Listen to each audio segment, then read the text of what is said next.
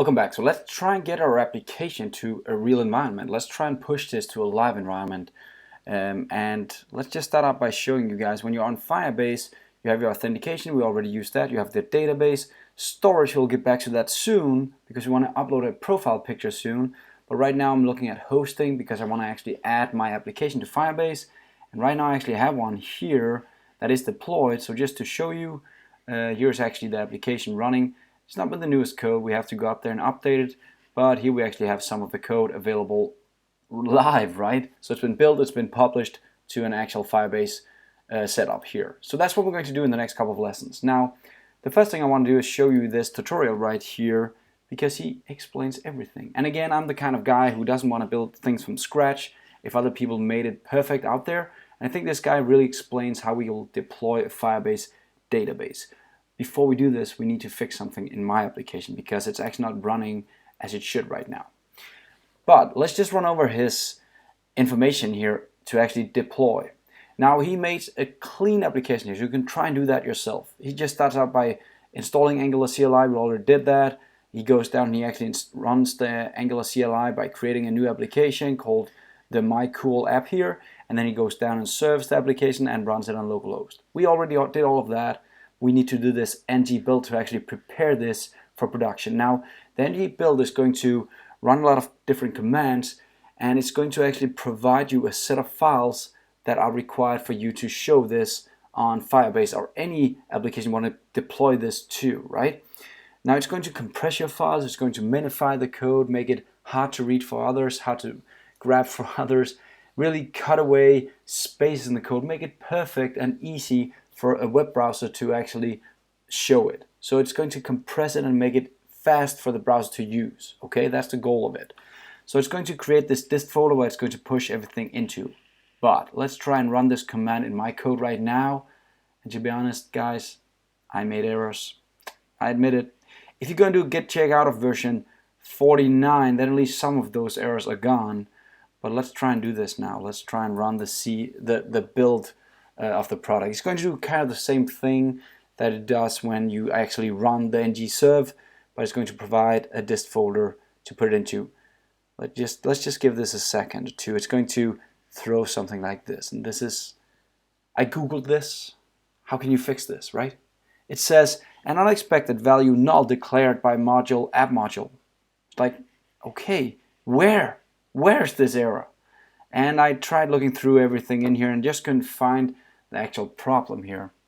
So what do? Let me try and show you what I did, because since I have Git available and I've been committing so much code, what I did is pretty much just started going into history and trying to figure out when did this actually work. And just to save you guys a lot of time, I figured out that if I go back to my Git checkout of tag 19 here, so I said tags / version 019 all the way back to my 19 version, and let's just do an ng build prod again. Now, the reason I'm showing you this is you have to try and figure out what's wrong here to actually solve the problem, and this is how you have to learn to code in the real life. There's not somebody like tutorials showing you these issues. A lot of the tutorials out there is just doing a to-do app, and when you've shown an app, they just let you go, right? But you get issues like this, real issues, and how the hell do you solve them? Well, this is what I'm trying to show you now, that this is how I solved it in this case. I Googled a lot, I tried to figure out the solution there, I couldn't find any solution there, so I started just going back in my versions in the code until I found a version which is 19, and there I could build it again. Because I knew that at some point in time I actually had a build running, I just couldn't remember when. So here it works, but let's just try and do this for version 20 now. And notice I just went one step in history, right? I have version 19 working, but version 20 isn't working. I'll let this run and show you in a second, but version 20 isn't actually running. So what did I do next? Well, I went into my code here and did a compare like this, a compare between version 19 and 20 inside the GitHub, right? So I did compare version 19 with version 20. What was the changes? And let me just, the build is done now. So you'll see the error now actually. Now I actually got a null error. So that was right where it happened, right? So this was just pretty much to find out what version did it actually occurring? When did this start going wrong? Now, what was the changes in this version? And it seems there's a lot of changes, but actually the biggest change is equal text validator. If you guys remember this, I made a validator to actually validate the two fields of passwords, so I was sure they were correct, the different passwords. And one thing that I saw right away is I don't have the curly brackets around this import like I did for all the other ones. That might be my problem. Now I could start searching for something that was a bit more important. Why am I not using these specific characters right here, the curly brackets, to actually do the import here? And I figured out the problem was actually what I did here compared to all my other classes is I added this keyword default. Okay, so I have a default keyword. Why am I using this? What is that helping me with? And actually the default keyword helps me saying there's only going to be one expert here, and that's this equal text validator, where all the other classes, you'll notice they'll have multiple imports like this. They have multiple exports inside the class. But this guy only needed the one single validator, this guy, so that's why he added the default keyword. Okay, let's continue our search. So I Googled that one now, saying, I'm getting this error right here, and I'm not like this. It says cannot read property provided by null. Not only that, I'm actually adding a default class. And I scroll down, and this guy right here says there's a problem if you use default class. Let's find it. Here he says, this is the error. Well, if you're adding default class, well, you're screwed when you actually do the CLI part. So instead, just change it into actually being class instead of default class, and add your service inside curly brackets, and everything is running.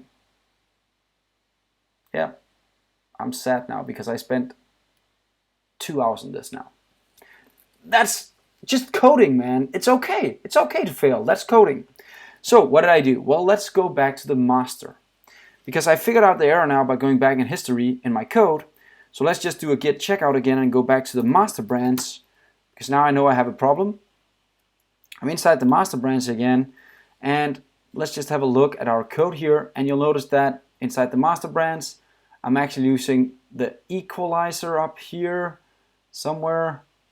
Where is it? There. Equal text validator, right? Go and find my equal text validator inside the code, and that was inside the users equal text validator, and notice here's the default class. That's gone now. Go into my app module. It gives me an error now because I need to add the curly brackets here. Whoops, I didn't actually want to delete it.